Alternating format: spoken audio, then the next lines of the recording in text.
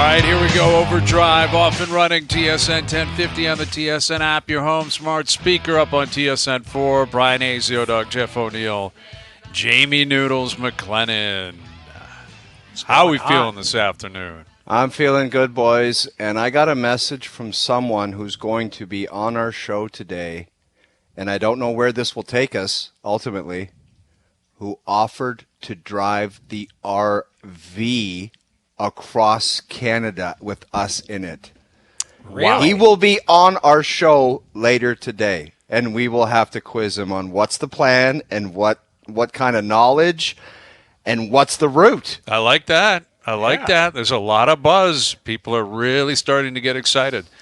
But what I'm concerned about is, I don't know about you two, Noodles, probably not the case with you, you're a Western. People from Vancouver, Hayes, they hate my guts. Like, what if we go into Boston Pizza and they start throwing food at us and we get like a rock band, we get escorted out of this, like, I think that'd be great. That's a national story. It'd be incredible for a profile. Is that a badge of profile? That's a badge of honor. I think so. Yeah, I think so. I don't think people hate us. I think what it is, the people who show up will be the people that, hey, I love the show. People that nobody's going to go down and heckle and be idiots. Like, you have not. I guess. I mean, we got to get security in this world, and maybe this guy driving will be security as well. Yeah, that's true. Possible. I mean, let's be clear here, because that is the move, right? Remember back in the I know in my OHL days, the bus driver was the security guard. He'd run in sometimes and grab the food, fill up the water bottles. He'd let you know how much time was on the clock. You know, I think whoever's running the RV needs to be multitasking. Dude, there was some jack of all trades. Like, now there are many NHL teams where there's like PR, there's this and that. The trainer sometimes drove the bus, who sometimes was a scout and this and that. Manager of the rink. Yes, like there was jacks of all trades in that era of the OHL. I played for the Spokane Chiefs in the late 80s. We had a guy named, I didn't know his real name. It was Hitman. The hit, can I get a stick? Nope, don't have any. But he lived at the rink. He drove the bus. He handled all the equipment. He did everything. And if a guy went down, it was known, like, unless you lose a limb, you get up and skate off because you don't want the hitman to walk out there on the ice. Because I saw it. We had a bloodbath in Seattle one time, and the hitman had to come on the ice. People were spitting and punching at him, and he just walked through. Like, he looked like Elvis. He had this giant shirt on, and I'm not lying. Like, I'm not making fun of it, because sadly he passed away, and I do believe he passed at the rink. But he lived at the Spokane rink. The guy lived at the rink. Loved it. Loved everything about Spokane and the Western Hockey League. The Canadian Hockey League probably hated every other team in the league. I love that. Was there a discrepancy when you were in the Hayes? Because I was the first overall pick for Guelph, and I had like a shipment of Jeff O'Neill sticks when I got to training camp. But other guys, it was like, you use that thing until it breaks. Oh, yeah. Well, because when I was in the league, the One Piece had just been invented. Like, the One Piece was just available. Like, if you were a walk-on, you splintered that thing until it was a road hockey stick, and we might get you a new one. Right. That was my experience. You know, like, I always used a two-piece stick, right? Like, it'd have a wooden blade and, you know, whatever the shaft was. It wasn't Easton aluminum. Shaft or whatever. Yeah, like, it wasn't the aluminum. Like, remember Gretzky brought those in the early 90s? Yeah. And they were terrible. Like, those sticks were terrible. You go back now, those things were awful. And technology is They were terrible at the time. No, at the those time things they were the coolest legendary. Things. Remember, because they were silver, they were gold. Remember, you get a gold Easton stick. How sick those looked. But then the two-piece came available, and that's where I lived. But the one-piece Easton, like the next generation, the evolution of kind of where they are now, the graphite sticks, those were just coming into the league. And for us, it was only the overagers who were allowed to have them. What? So, it was only the overagers. So there were like 4 guys on the team, the 20-year-olds, that had one-piece sticks. Even the guy who wasn't even that good, like wasn't. What about your best player?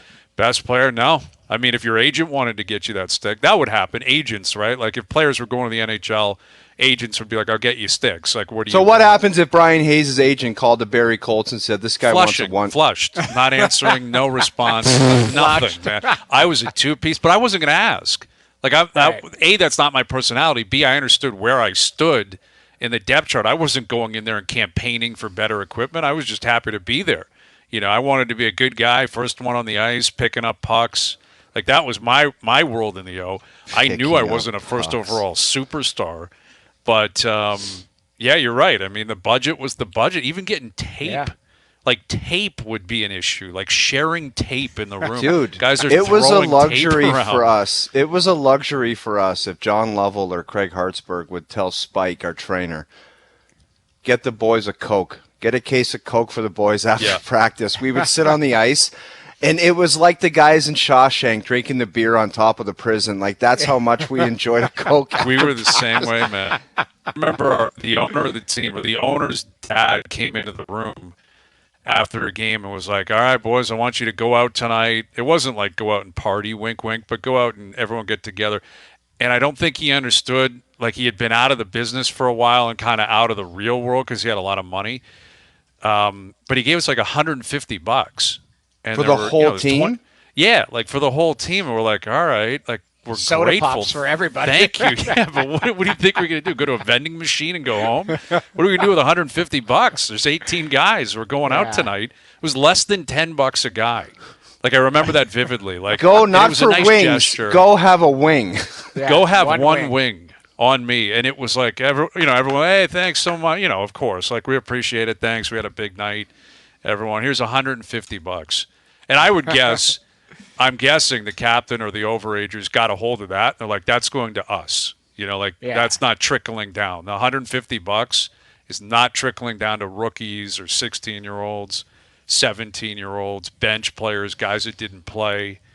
Because that would be a battle too, man. When I was a rookie, because you would know this, like, rookies kind of hung together and guys would come in and out of the lineup, but we would be battling each other for position, like on a bus.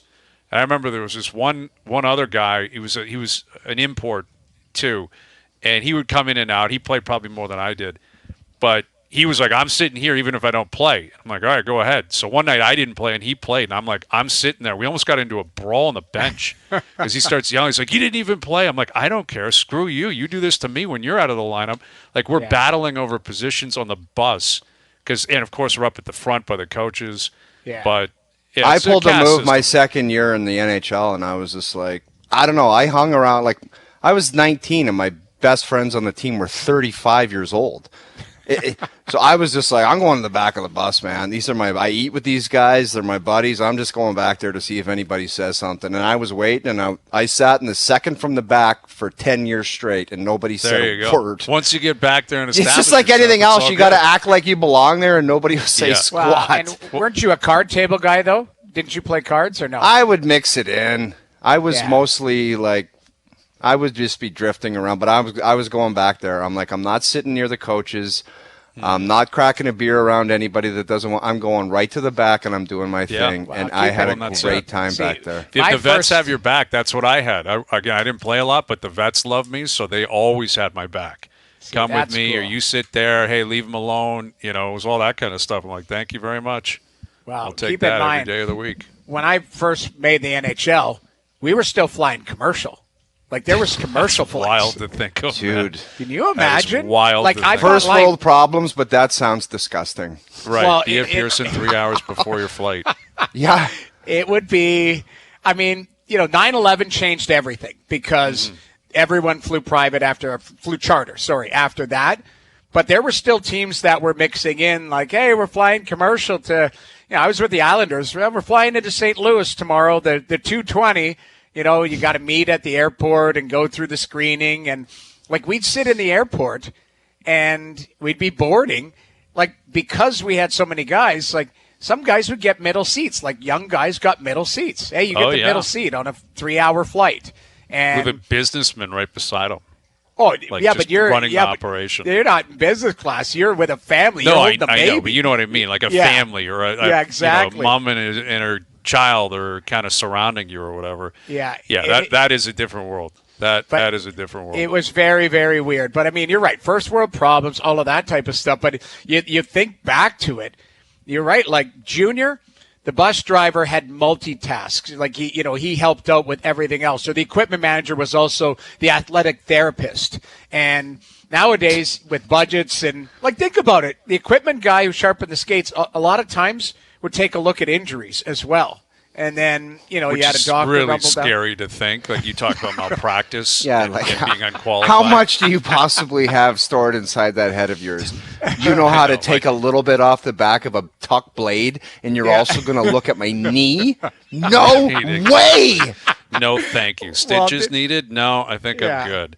Didn't Ray tell a story where his trainer came running out to look at something and like a Mickey of vodka or something rolled out of his bucket, fell on the ice? Like, it happens. I mean, things have changed, and you know, I don't want to look back and go, geez, those people were in the wrong. That's all we knew. I'm telling you, my first athletic trainer at the NHL level, Ray had him too, Eddie Tyberski, was unbelievable. He smoked in the training room. Smoked. He would be working on you with a dart hanging out of his mouth. Mm-hmm. Like, that's how things. That's old school.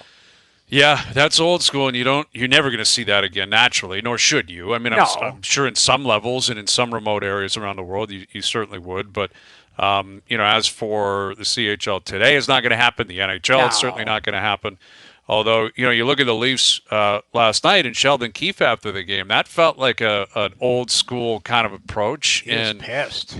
Yeah, and he's been pissed a lot lately, and really all season. He's really had a different tune, and I don't know if it's that Treliving's here instead of Dubas, you know, because coaches do have to take their P's and Q's from their GM to an extent. You know, they do have a lot of rope to act like themselves and be comfortable and, you know, coach whichever way they see fit. But the GM holds the gavel, right? If the GM wants you to operate a certain way, you're going to operate a certain way. If a GM wants you to go out and address the team or address the media, pretty sure that has to happen. And that's the modern game. I doubt that happened 20, 30, 40 years ago. It certainly does now. And I wonder if Treliving, you know, emphasizes that.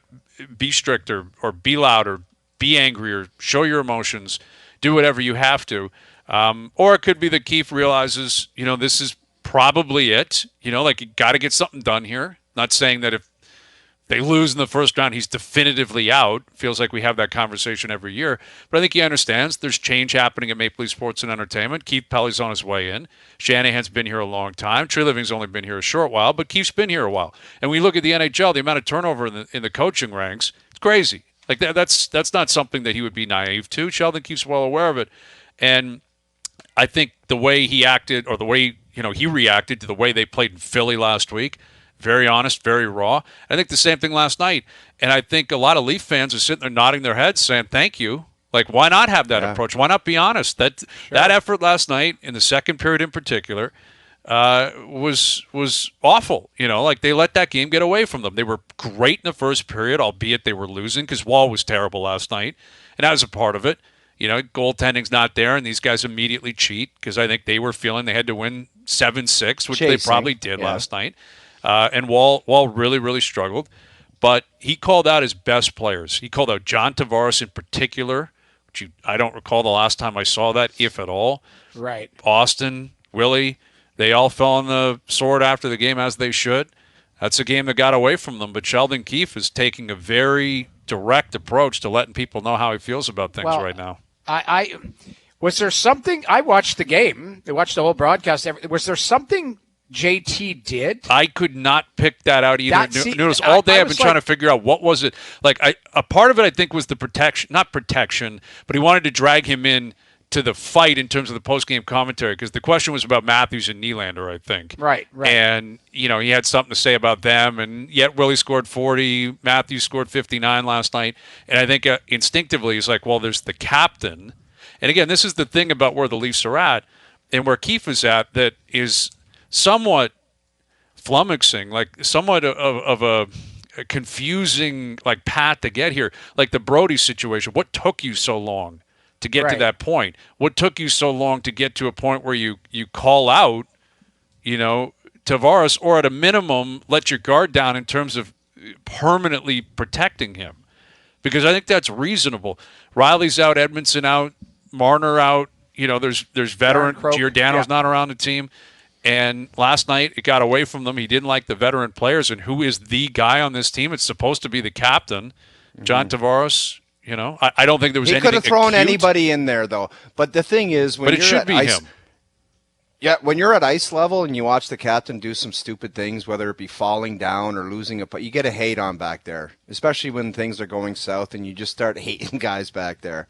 And I think for Sheldon Keefe, he understands that he's been around in the coaching world. Like, what is he, the second longest tenure coach in the league right now? He's like fourth or something. Fourth or something. Yeah. So he knows that if things don't go well in the playoffs, there's likelihood that he probably won't be around next year. Like, is that not fair to say? Like, if things don't go well and they don't get the job done, but I think he just says, you know what, I'm just going to start doing this my way.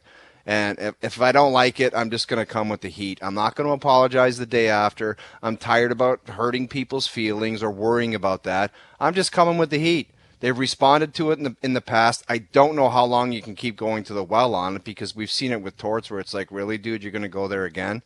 But he's also had games where, there was a trip out in Edmonton where he's like, if you look at things, it hasn't been that bad. So he's kind of had a balance for both, but it just seems like recently where he's just come with the heat, and it's truthful and honest, and it's like, these guys, the best players, need to be way better. And we haven't seen that in the past, and I have an appreciation for it. Yeah, I do too. And listen, it's almost go time here. Like, I don't think this is about Tampa tracking them down and them falling further down the standings. I don't think that matters. They're not going to have home ice. Picture. I think it's big picture. It's a big picture thing. Exactly.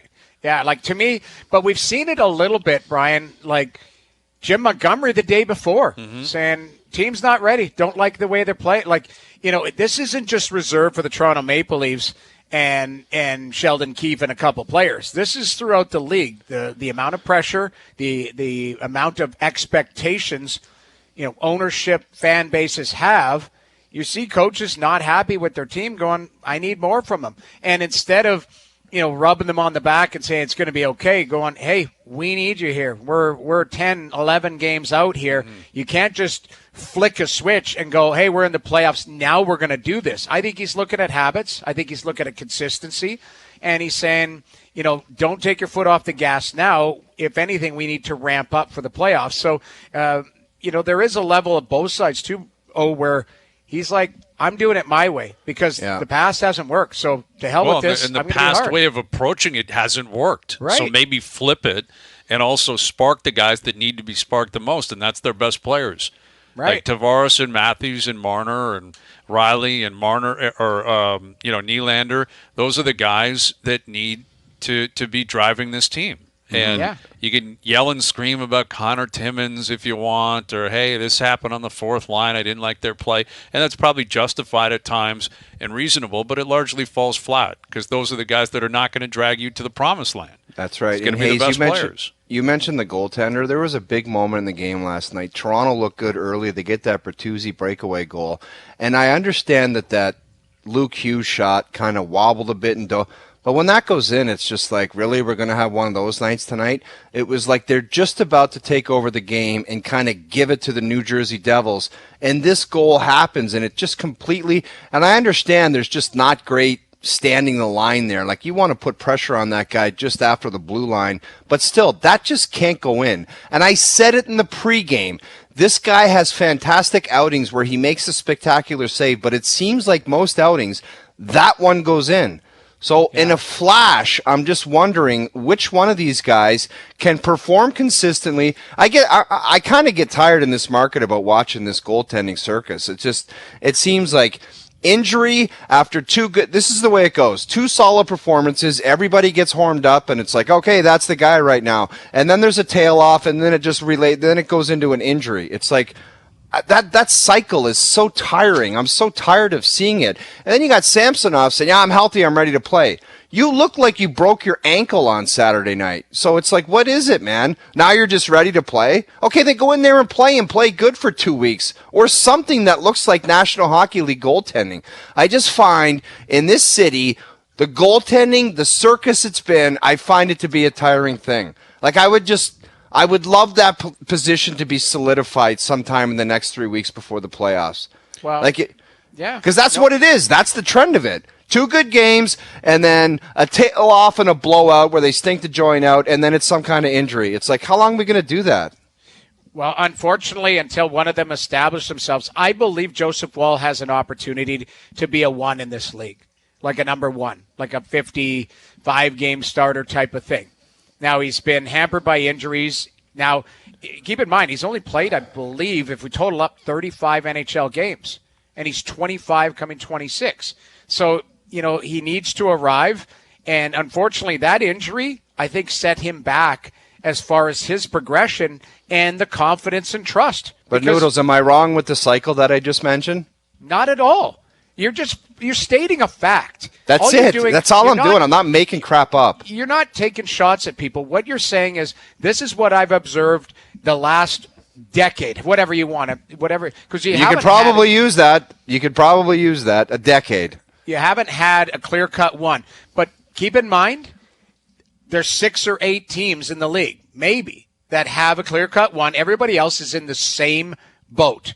Vegas won a Stanley Cup like that. You go back, it's rare. Pierre LeBrun did an article in the paper. I don't know if you guys read it with Marty Brodeur. He talked about it. He said, I would love to see a guy play 70. He said, but sports science, he laid it all out. It was good comments by Brodeur. But he said nowadays they're being told. He goes, players and goaltenders are being babied. He can't play back to back. That's the numbers. And he's saying, to hell with that. If you have a gut instinct, go and play. So it was really interesting. With the Leafs goaltending situation, there's no clear-cut one. What you need is somebody that you trust at the right time. And, Wall is 1-5 in his last since the injury, I believe. Mm-hmm. And Samsonov has an opportunity now if he comes in tomorrow. But he's not playing on Thursday, right? It sounds like, I believe I saw Joseph Wall is going to start tomorrow. Oh, I thought I saw Samsonov. Sorry, I thought it was Samsonov. I will clarify that, Noodles, but because I was reading through what Masters tweeting out Joseph Wall starts Thursday against the Capitals. Oh, okay. So according then to it's Sheldon Keefe, which tells me that something's up. It's more of an injury than he's leading on. I know they said it was a calf issue. I guess he hit the post or whatever, and it was a contusion, and it's bruised, and he left, but he's skating. But why would Samsonov not go? Unless they want to avoid his history against that team for whatever reason. I'm not sure why that would be. But sounds like Wall will go tomorrow. And, the goaltending and Keefe, again, back to the honesty, the truth serum that's arrived here for Sheldon Keefe, and he's absolutely 100% accurate. Can't let in the first shot of the game every game. That's happened multiple times here with Joseph Wall. It's a backbreaker. And as a result, the majority of the team, they should know better. Just keep digging in, keep grinding. But I think naturally that those players in this team, they look at it like, we're going to have to win 6-5. But how are we going to do that? We got to cheat. We're going to cheat. That's the thing, Hayes. You can talk about immaturity and cheating and losing battles and whatever nonsense goes on. But when those goals are going in, you're screwed, man. You're screwed, and it forces you to chase, and it forces you to be out of position, and it forces you to make backhand passes, hope plays to try to create offense that might go down the other way and end up in the back of your net. You're screwed, man. Yeah. We talked about it all year long, how screwed you are in that league if you don't have a guy back there making saves. You're screwed. And last night it was opportunistic. Now, the first period, Sheldon was right. He goes, you're not going to get 75 shots. So you put up, 26, but you knew that New Jersey was going to have a response because guaranteed Greeny's not going in there going, hey, great first period, guys. No.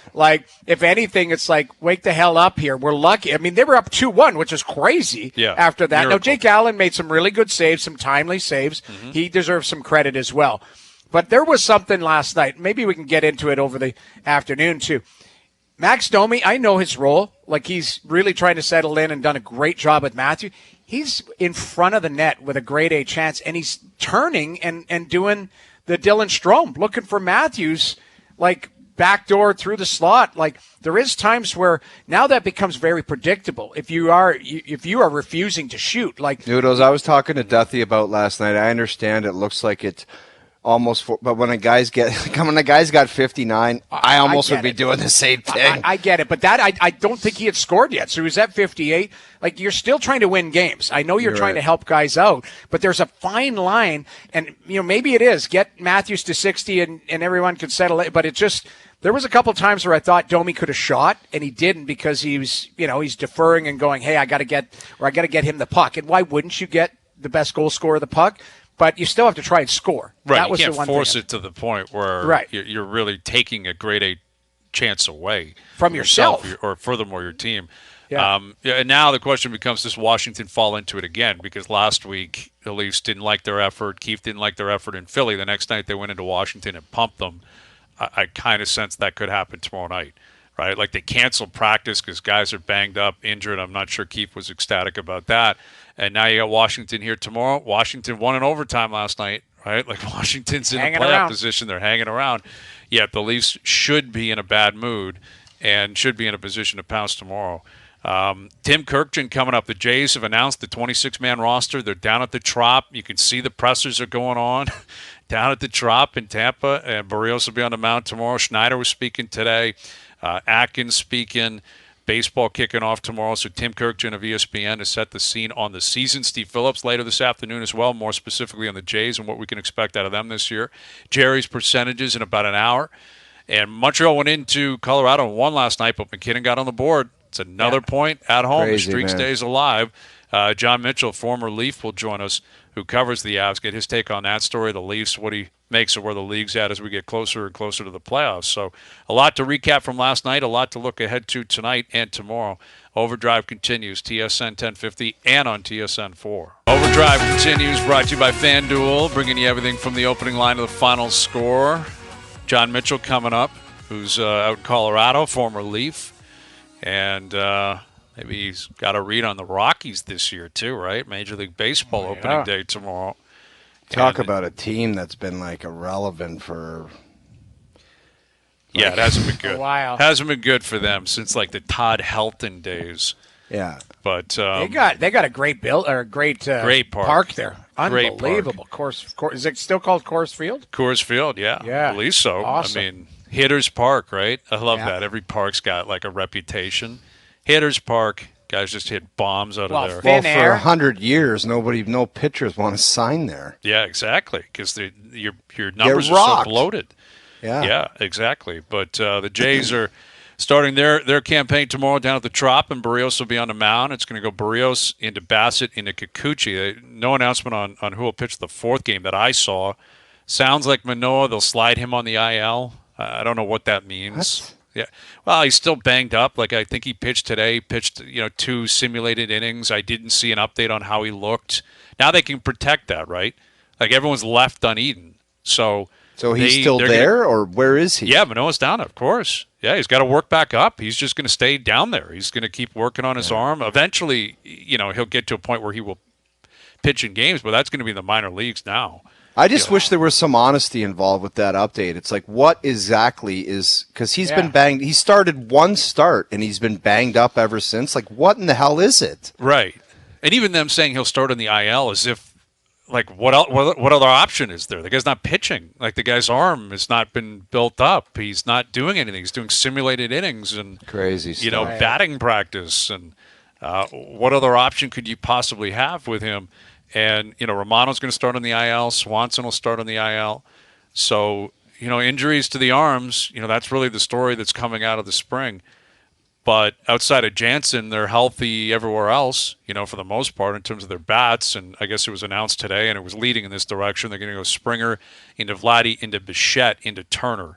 That's, so they're flipping Vladdy and Bo, second and third in the order. I'm not sure what that's going to do for them, but they're changing something What up. a tweak. There's your big tweak. Your big tweak is Vladdy will hit second, Bo will hit third. But that's really what it's going to come down to, right? Like those two have two years left before they could possibly walk. Springer's got 3. Turner's a 1-year guy. They got to figure this out.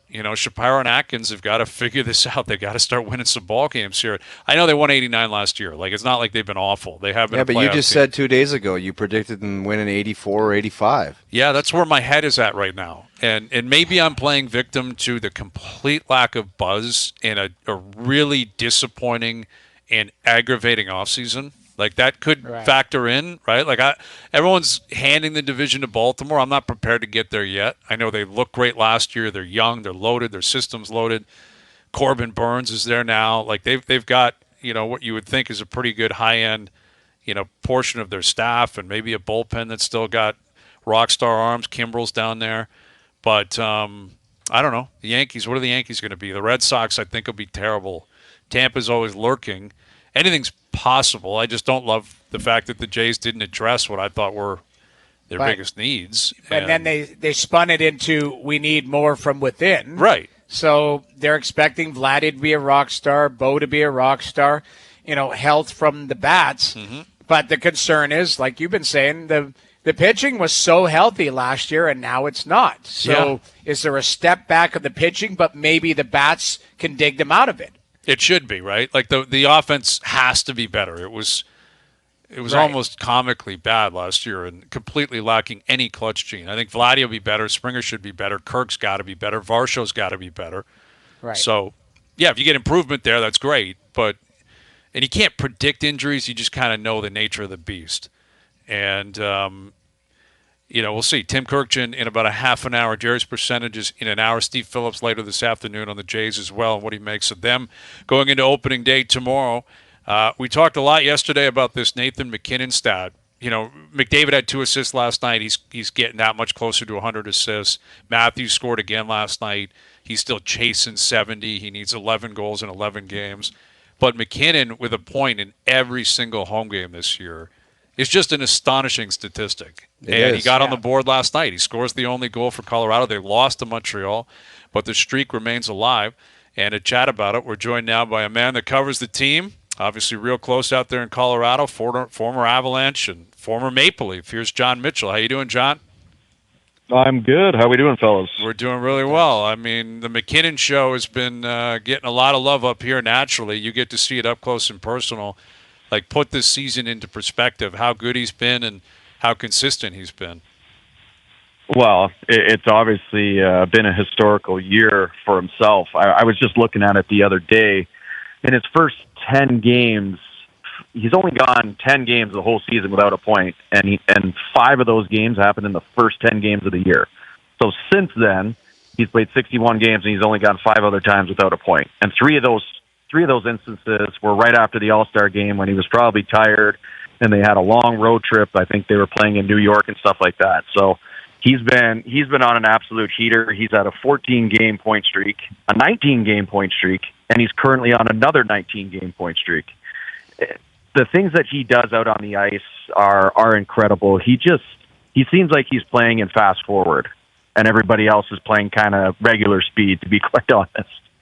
Mitchie, what's it like up close and personal? Everyone talks about, I think Zadorov a couple years ago was mentioning how he's just obsessive about don't eat this and don't eat that.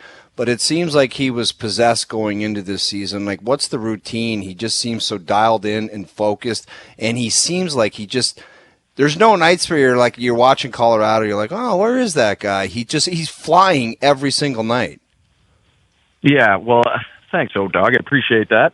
But he's the kind of player that it's not a matter of if he's going to score or get on the board with an assist or whatever. It's just a matter of when. It seems like with that guy. I think I can't remember who they were playing, not Montreal, but the game before that, and he was going into the third period and he didn't have a point. And you could just see, and even the guys on his team are all pulling for him, all trying to keep this streak alive. It's something to look forward to every game because it's a long season. It's 82 games, and you're in game 70, and it can get a little mundane. But it doesn't seem like it for this Avs. They've got something to play for, even though it's for an individual.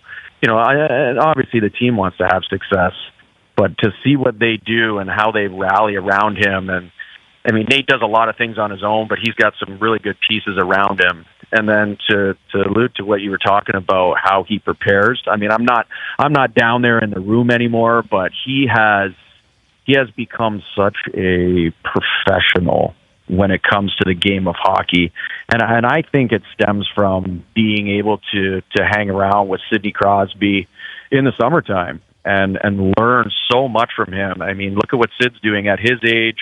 This year, leading Pittsburgh.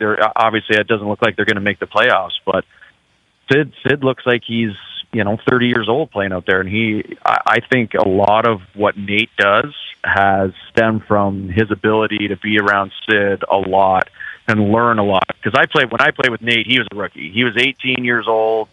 I played with him for 4 years, so he was just a young kid coming into the league, and he was very good back then, but he had some bumps in the road. He had some growing up to do. Like I said, he was a kid. And then ever since, I think it was the 2018-2019 season, he has just absolutely taken off from there. And I think, I don't know for a fact, but maybe Sid brought him in and said, hey, these are the things that you need to do if you want to be a very successful hockey player. And he's been nothing but that ever since then. John, what do you make of the rest of the team? Obviously, tracking the league, everyone, has their favorites. There's probably 10 to 12 teams you really realistically believe that could win the Stanley Cup. But everyone comes back to Colorado being a pretty complete team. Do you see any weakness there? Is there any question marks for you as we head down the stretch? You know what? From top to bottom, the team is excellent. I get to watch them on a nightly basis, and they are so exciting to watch. They're never out of a game, just like the game against Pittsburgh on Saturday. They're down 4 Cobb, and they find a way to come back and win, and they just come in waves, and it's just a matter of time before something's going to happen. For me, I guess maybe the only question mark would be maybe a net. Georgiev, he's had a solid year. He's great in the wins category, but his numbers are a little subpar when it comes to the other, the save percentage and the goals against. But the Avs, they are able to score goals in bunches all the time. And Darcy Kemper, when they won the Stanley Cup, he didn't have the greatest numbers either. But the team that plays in front of them, whether, obviously with Georgiev, that those guys that play in front of them are so good, and they play in the offensive zone so much that there's really not a lot happening down in the D zone. So for me, I guess if there was one question mark, it would be that, and that's barely a question mark in my mind. With John Mitchell, Altitude TV analyst, former NHLer, former Leaf. We've discussed this in the past, the idea of Colorado coming out of the Central, Edmonton coming out of the Pacific, and seeing McDavid, MacKinnon go at it. Taking Colorado out of it, you obviously you're close to the Central, close to the West. Who else do you like, in the Western Conference that you think Colorado's probably got their eye on right now, and maybe would be most concerned about if they ended up facing them in the playoffs? Well, I think the biggest concern right now for the Avalanche and where they stack up and where it's going to end up would probably be the Nashville Predators. That team is they're on an absolute heater themselves. I think they're 16-0-2, in their last 18 games.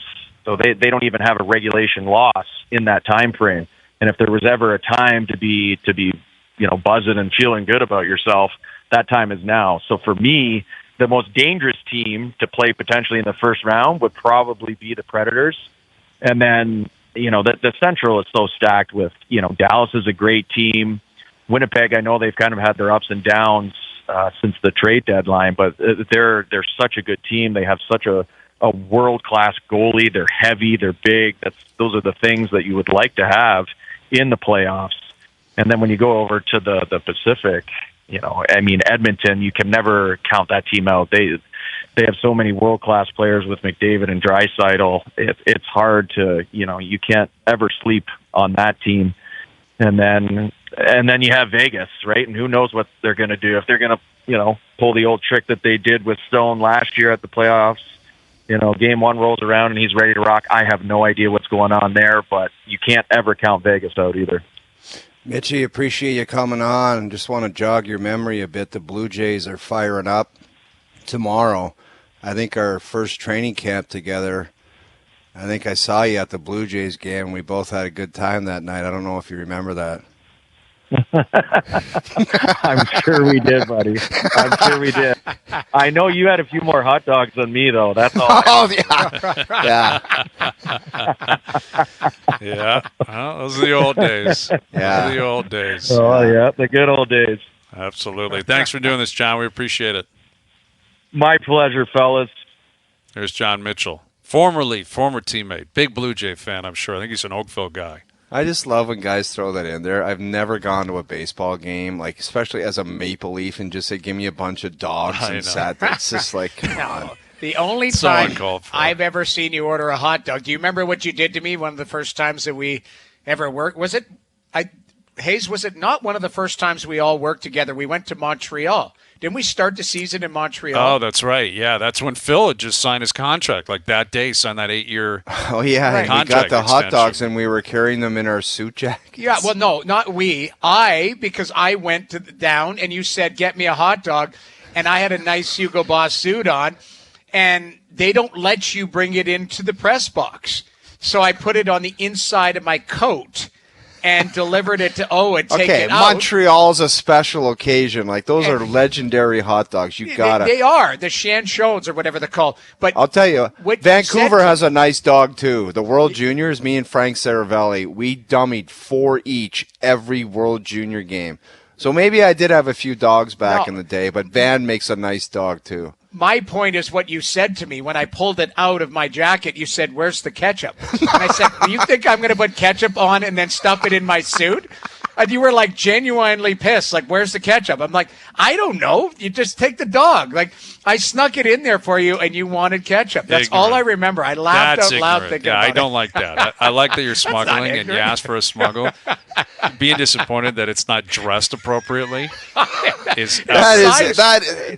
that back. That is an ignorant thing to do. No, it's funny. Comment. It's more funny because you think about it. We didn't know each other. I mean, we've known each other for years, but I pull it out of. I'm not sure if I'm eating anything out of somebody's coat. But Noodles, I get the story. Like, the fact that you smuggled the hot dog into the press box is a good friend Legendary enough. Move. To ask for ketchup is an ignorant pig comment. And why are they so strict? Also, like, who cares? Why can't you bring hot dogs up there? Yeah. What's the problem? I'm not sure. I've never understood. I'm not a hot dog guy, so admittedly, I can't not eat hot dogs. I will not do it. I'll never have one the rest of my life. Really? It's just not my thing. I'm not into hot dogs. I'm not a fan.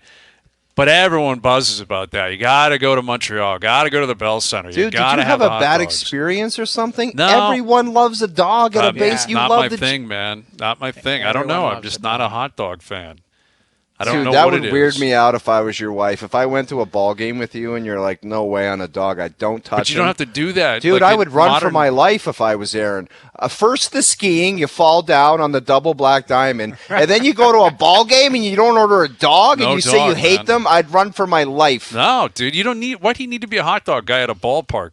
Like, modern day now, you can get sushi down there if you want. You get a lobster roll. You can get – anything you want. Burgers, chicken fingers. There is people out there who take Toonie Tuesdays so seriously. Right. And they go and they destroy 15 dogs in an evening. And I think that ridiculous. To me is that's repulsive. No, it isn't. Ridiculous. No, it yes, isn't. It is. I'm not a big hot dog guy, but I will eat a hot dog at the Montreal Bell Center at, the Blue Jays game. If there's one presented to me, I'll take it. And especially I used to when I'd come outside the underground at 3 o'clock in the morning. Yeah, on the street corners. That's a different beast. Street meat is anything. You go so if you're creamed walking out of a bar, you'll grab a sausage? Possibly. But again, if you're downtown, there's so many great options. You don't have to do that. Right. You go if you're downtown, you're coming out of the bar at 2:30 in the morning. There's a million options down there. Yeah. Right? So I don't think so. I probably would pass. I don't recall the last time I had a street dog. Been years. Wow. And I don't think I'm going to go back. I'm not partying anymore either. Like, when am I going to walk out of a bar at 2:30 in the morning? Yeah, that's not going to happen. All right, Tim Kirkjian of ESPN. Baseball starting tomorrow. Where's he at with the Jays, the American League East? This Ohtani story, how much more life has in it? How much is that going to just hang over Ohtani, the Dodgers, Major League Baseball? We'll see what Tim can tell us about that. And Jerry's percentages coming up. Overdrive continues. TSN 1050 and on the TSN app. All right, every day we announce a current or former Maple Leaf player, and tomorrow will be your final day to listen in to hear who that player of the day is, and then call in with all 4 players named this week. This week we're giving away tickets to see the Leafs play Florida April 1st. Plus, we're throwing in a $250 Vanilla Visa prepaid card. Vanilla Visa prepaid cards are available for purchase at Petro Canada. Today's player of the day is, of course, John Mitchell. We just had John on. We appreciate that. So John Mitchell, your boy at the Jays game back in the day. He's lucky I didn't have the comeback because I would have got a text message of what he was up to. So I'll just leave it at that. Didn't he chuckle? Yeah, he remembered something. You could tell right away. I know. Like, and then he threw out the dogs, and I'm like, all right, you want something back? And then I just said, you know what, old school, I'm going to not step outside. Chew on that one. You got to take one for the I had to there. chew on it. I'll get him back someday down the line. Yeah, I'm sure of it. Yeah. All right, so Tim Kirkjian coming up with the Jays down at the Trop tomorrow, starting their season. It's been quite the offseason, man. We'll never forget it, and largely because of Ohtani, and John Morosi for being really blunt about it. Yeah, but the plan B wasn't exactly glorious either. No. And then it's kind of bled into spring training, and it's like, what are we going to get? Yeah, exactly. There's really not a lot of buzz, and they're starting on the road. They get a tough start at the Trop, then they go to Houston, then they go to Yankee Stadium. Like a really tough start to the year. And, even the promotions of the new renovations are not landing the same way they did last year. Right, where that's kind of like a low key kind of thing where it's like it's not. Listen, from a marketing standpoint, it's been a dud for them. Like the Jays have not had a good run here, but you start winning ball games, it's all that matters. The easiest way to get buzz going and get people back in the building and talking about you is you win. If you do that, then it's all irrelevant. No one's going to care about what happened in the offseason, who you signed, who you didn't, what renovation you made. All of it becomes irrelevant. It's all about wins and losses. That's the beauty of baseball. Is it starts tomorrow, and it is a marathon. Game 1 of 162. It is a marathon. And a quick comment before we go to commercial. My neighbor just texted me, who's a fantastic guy. He said, I would never trust a guy who doesn't do dogs or sausages at baseball games. That is a red flag. Never said sausages. Never said sausages. Dude, it's the same thing. No, I've never met somebody that says I'd love to have Very different a sausage. You can have a spicy sausage, a hot sausage. Chorizo or whatever it's called. Totally different vibe. Sausages are totally cool. Totally cool. Hot dogs, different story. Different story. Sausages are totally cool. Totally. All right, hour 2 coming up. OverDrive continues. TSN 1050 and on the TSN app.